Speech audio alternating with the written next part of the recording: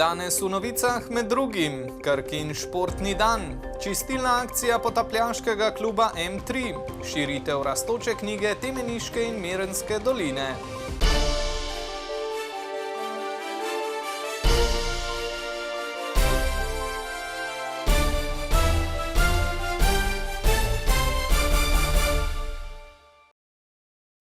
Lep pozdrav! Tokratne novice začenjamo aktivno. Krkin športni dan ima dolgoletno tradicijo, saj se v novomeškem farmacevtu zavedajo, da ukvarjanje s športom in druženje med zaposlenimi spleta trdne vezi. Nedavno so tako na igriščih športnega parka Loka zaključili še eno športno sezono.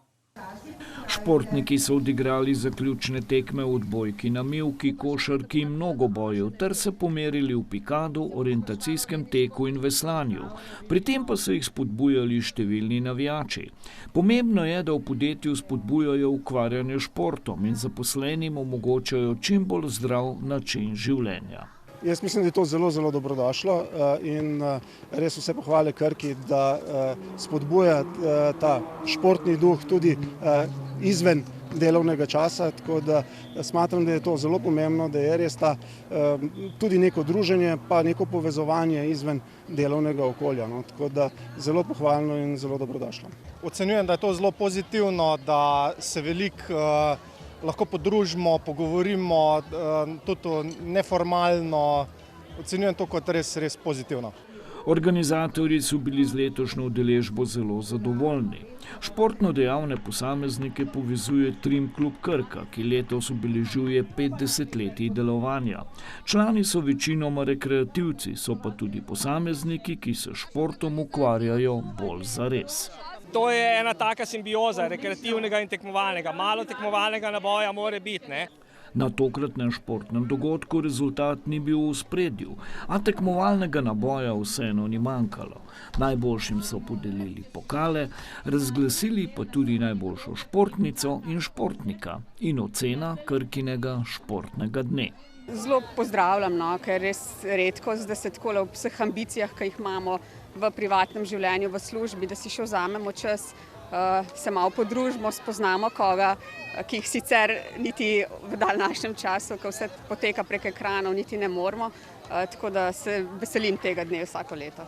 Tudi letos so za otroke Krkinih športnic in športnikov organizirali aktivno varstvo. Na osrednjem prizorišču so zanje pripravili različne športno-pustolovske dogodivščine.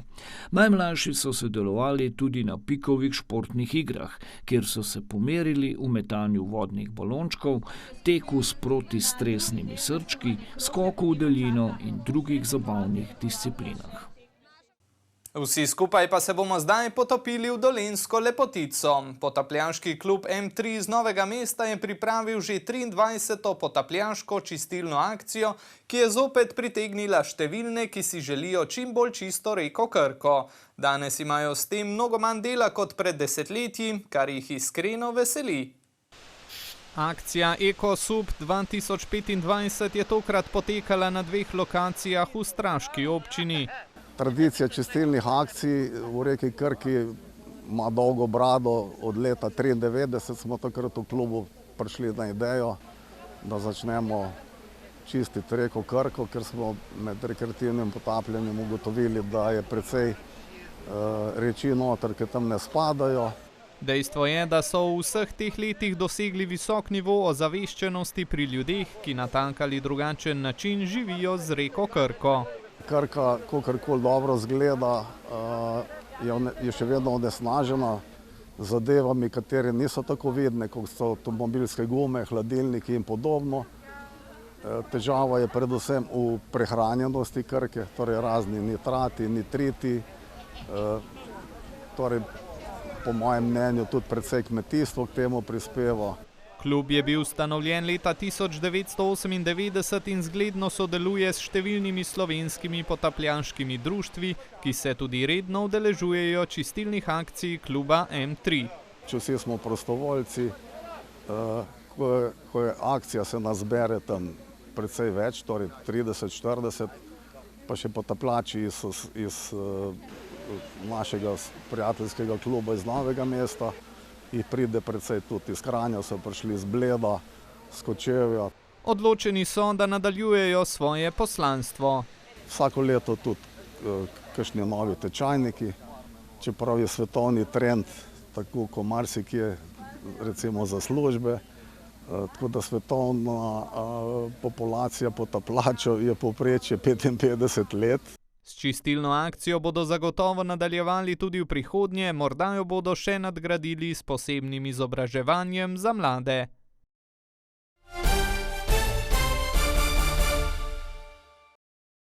V mesecu juniju praznuje precej posavskih krajevnih skupnosti, med njimi tudi Blanca. Tamkajšnji prebivalci praznik vsako leto obeležijo z osrednjo prireditvijo s podelitvijo priznanj zaslužnim krajanom, vedno pa poskrbijo za kakšno novost v domačem kraju. Glede na to, da gre za večjo krajevno skupnost, del na cestni infrastrukturi nikoli ne zmanjka. Kjer bo odprt en odsek javne poti in pa končan je tudi odsek lokalne ceste, ker je preplaščen z novim asfaltom.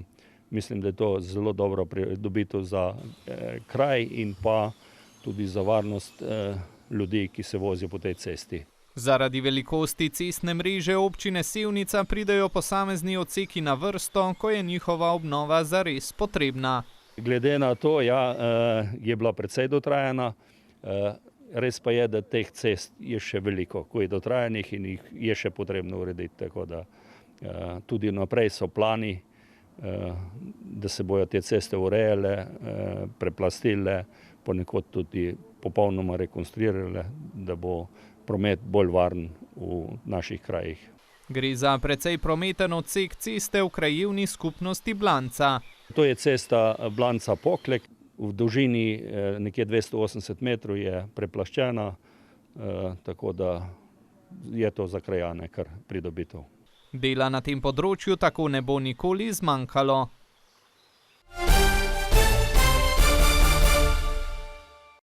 Zaključek novic pa bo kulturno obarvan. Stalno razstavo Rastoča knjiga Temeniške in Mirenske doline so nedavno dopolnili s 3 novimi listi. Po 13. širitvi so novi listi dolgoletna ravnateljica glasbene šole Trebnje Tatjana Mihelčič-Gregorčič, pesnica, pisateljica in prevajalka Lidija Gačnik-Gombač ter akademska slikarka, ilustratorka Kristina Krhin. Hvaležna sem, da sem kot učiteljica, zborovodkinja in ravnateljica glasbene šole Trebnje lahko sodelovala pri oblikovanju neštetih kulturnih programov v Temeniški in Mirenski dolini. Z glasbenimi programi sem sodelovala tudi pri projektu Rastoča knjiga Temeniške in Mirenske doline, vse od začetka 11. aprila 2003. Rastoča knjiga se mi zdi nadvse dragocen projekt, način, kako se povezujejo časi, kako se to, kar je bilo ustvarjeno v preteklosti, prenaša v sedanjost in že postaja delček prihodnosti. Je lepo priti v domač kraj, med domače ljudi. Pravzaprav jih imaš zmeraj nekje tukaj noter, nikoli se ne odcepaš zares od tega. Ampak ko si pa v domačih logih, med domačimi igrički in domačimi ljudmi, je pa še sploh lepo, še posebej takrat, kadar te podprejo, ti dajo priznanje, da si nekaj dobro naredil. Center za izobraževanje in kulturo Trebnje je varuh prve stalne razstave o ljudeh, ki so išli iz takratne trebanjske občine ali so na tem prostoru ustvarili viden pečat svojega dela. Znanost, znanje, kultura, umetnost je nekaj skupnega vsem tem našim rastočnikom in rastočnicam. Vejo, da v bistvu veljaš toliko, kot znaš, a ne? Tako da mislim, da vsi prihajajo sem z nekim namenom, se pravi širjenje te neke kulture, znanja in umetnosti. Pobudnik gibanja Rastoča knjiga je Janez Gabrijelčič. Slovenci, če skupaj držimo, smo lahko pomemben narod, ne? In v tem smislu želimo, da je ena izmed ključnih prednosti Slovencev, da smo pametni. Imamo pametne ljudi v naši zgodovini, pametne zdaj in še bolj pametne moramo imeti v prihodnosti. Od aprila 2003 do danes je rastoča knjiga Temeniške in Mirenske doline povezala več kot 150 listov osebnosti, ki so s svojimi dosežki izrazito izstopale. Končujemo pa na odrskih deskah. Boj med dobrim in zlom, med svetlobo in temo že dolgo buri duhove in prav te tematike so se lotili gledališčniki osnovne šole Stopiče, Stopi gor art, v gledališki predstavi Bajka o svetlobi. Uprizorili so jo na odru kulturnega centra Primoža Trubarja v Šentjerneju. Bajka o svetlobi avtorice Bine Štampe-Žmavc govori o mestu izgubljene svetlobe, Lučkovem. Mesto so strašni teminci odeli v temo in ker so ljudje na pravi ogenj pozabili, teminci želijo ugasniti ogenj tudi v njihovih srcih. Jaz sem v vlogi Lucije. Sem v sirotišnici in iščem Lučkova. Sem v vlogi Ptiča Plamenca in moja naloga je, da pomagam rešiti svetlobo. Jaz sem v vlogi pevskega zbora, pojem tudi solo Zmaje. Jaz sem pisateljica Svetka, iščem svetlobo. Ta predstava je prvi projekt Stopi gor arta. Gledališko skupino smo v bistvu sestavile v letošnjem šolskem letu. Ideja se nam je porodila po zaključni oziroma februarski prireditvi, kjer smo se v bistvu predstavile s to bajko o svetlobi.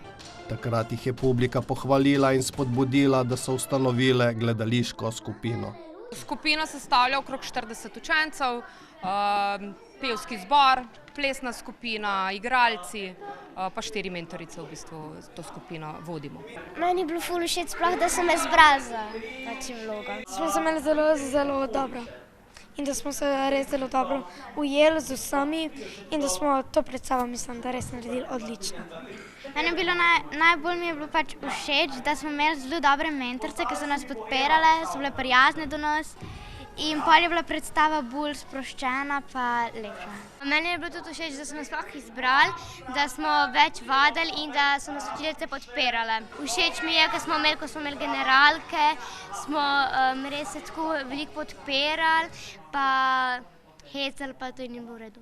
S predstavo so se udeležili srečanja gledaliških skupin v Dolenjskih Toplicah v organizaciji novomeške izpostave Javnega sklada Republike Slovenije za kulturne dejavnosti in se uvrstili na regijsko srečanje v Šentjerneju.